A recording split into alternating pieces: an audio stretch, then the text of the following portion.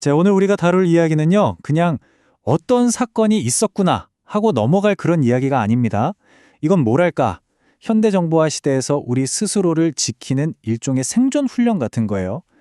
어떻게 하나의 사건이 정말 눈 깜짝할 사이에 완전히 다른 두 개의 현실로 쪼개지는지, 그리고 그 혼돈 속에서 우리는 어떻게 진실을 찾아낼 수 있는지, 그걸 한번 제대로 파헤쳐 보려고 합니다.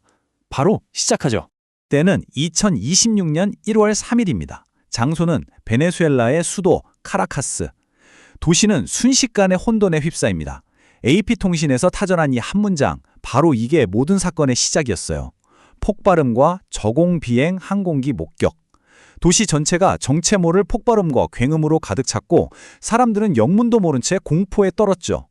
바로 이 혼란의 한복판에서 이야기는 시작됩니다. 정보가 퍼지는 속도는요, 정말 어마어마합니다. 이 타임라인을 한번 보세요. 새벽 1시에 일반 시민들이 SNS에 막 파편적인 영상이나 글을 올리기 시작해요. 어디서 폭발이 일어났다, 비행기 소리가 들린다 이런 거죠. 그런데 불과 1시간 반 뒤에 미국 대통령이 자기 SNS에 우리 작전 성공했다고 딱 발표해버립니다. 그리고 또 2시간 반이 지나니까 이번엔 베네수엘라 정부가 이건 침략이다 라고 전혀 다른 말을 하죠. 이 정신없는 속도, 그리고 완전히 서로 다른 주장, 이게 바로 현대 정보전의 무서운 얼굴입니다. 그러니까요, 바로 이 질문이 제일 중요한 겁니다. 대체 진짜 무슨 일이 일어나고 있는 걸까요? 시민들이 올린 영상도 있고, 미국 대통령의 선언도 있고, 베네수엘라 정부의 반박 성명도 있어요. 이 세 가지가 막 뒤엉켜서 충돌하는데 우리는 도대체 뭘 믿어야 할까요? 자, 지금부터 이 혼란스러운 정보들을 하나하나 뜯어보겠습니다. 이건 단순히 총알이 오가는 물리적인 전쟁이 아니었어요. 동시에 이야기 전쟁, 즉 서사 전쟁이 벌어진 겁니다. 누가 이 사건을 먼저 규정하고 사람들의 머릿속에 자기들 버전을 사실로 못 박아버리는가 하는 싸움이죠. 어떻게 똑같은 하나의 사건을 가지고 이렇게 완전히 다른 두 개의 이야기가 만들어지는지, 그들이 사용한 언어를 직접 들여다보죠. 자, 이 문장에서 정말 흥미로운 부분이 바로 이 대목이에요. 미 법 집행기관과 공조하여. 이게 무슨 뜻일까요? 그냥 공격했다가 아니라 법 집행이라고 표현한 겁니다. 그러니까 이 군사 행동을 불법적인 침공이 아니라 합법적인 절차의 일부인 것처럼 보이게 만들려는 의도였던 거죠. 이 단어 몇 개가 군사작전 전체의 정당성이라는 옷을 입혀주는 겁니다. 대단하죠? 자, 그럼 반대쪽 이야기를 들어볼까요?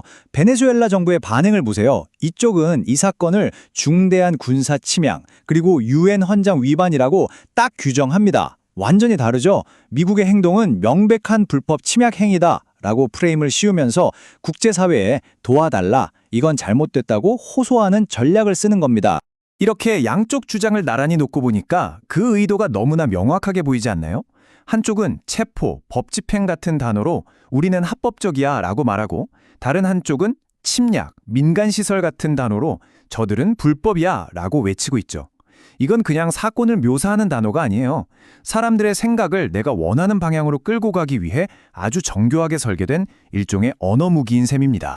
자, 이렇게 양쪽에서 거대한 주장들이 막 충돌하는 정보의 폭풍우가 몰아칠 때 우리는 뭘 붙잡고 서 있어야 할까요? 자칫하면 그냥 휩쓸려 가버릴 텐데요. 바로 이럴 때 전통적인 저널리즘이 배에 닷 같은 역할을 해줍니다. 우리를 확인된 사실이라는 단단한 땀에 발붙이게 해주는 거죠.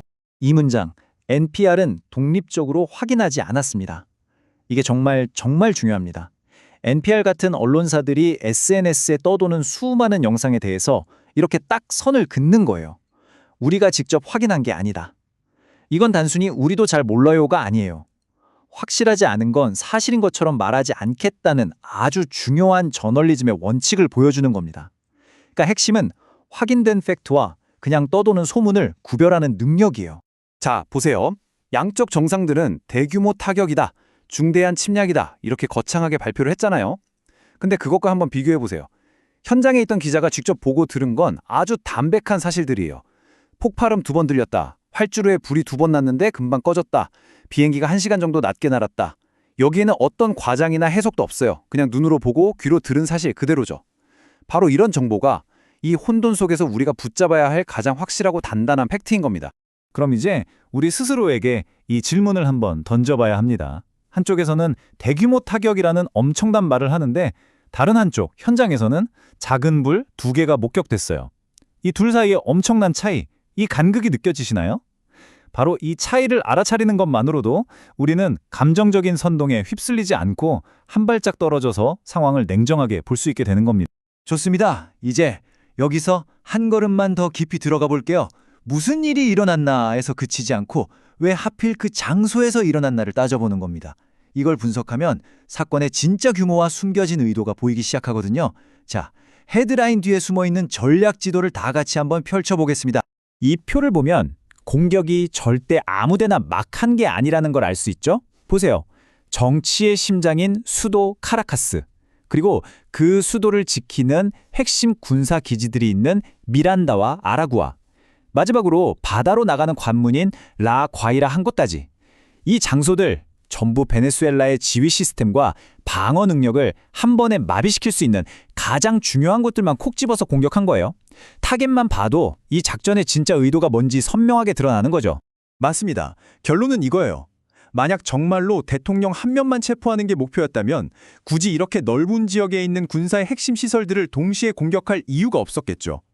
이 지리적인 분석을 통해서 우리는 대통령 체포라는 그럴듯한 헤드라인 뒤에 숨겨진 진짜 목표, 즉 베네수엘라의 국방 시스템 전체를 무력화시키려는 훨씬 더 큰 그림을 읽어낼 수 있게 되는 겁니다. 자, 그럼 지금까지 우리가 분석한 내용을 바탕으로 앞으로 우리가 써먹을 수 있는 아주 실용적인 도구를 하나 챙겨가야겠죠. 바로 현대 정보 전쟁터에서 우리 스스로를 지킬 수 있는 지적 자기 방어 키트입니다. 딱 3가지 단계만 기억하시면 돼요. 첫 번째, 프레임을 읽어내는 겁니다. 지금 나에게 들리는 이 단어가 법 집행처럼 중립적인 프레임인지 침략처럼 감정적인 프레임인지 그 의도를 파악하는 거죠. 두 번째는요, 출처를 교차 확인하는 거예요.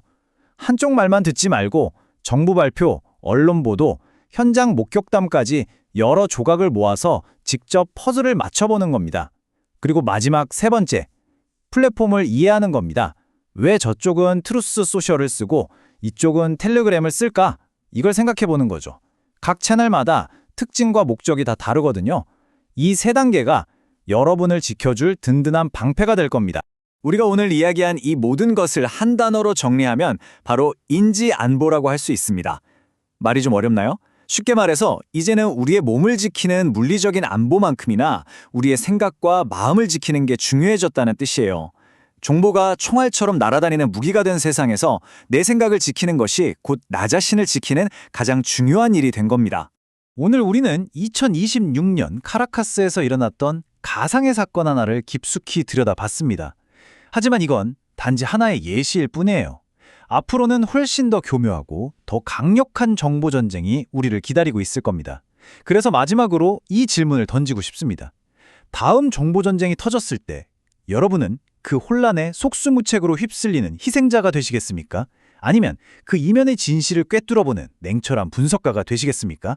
그 선택은 바로 지금부터의 여러분의 노력에 달려 있습니다.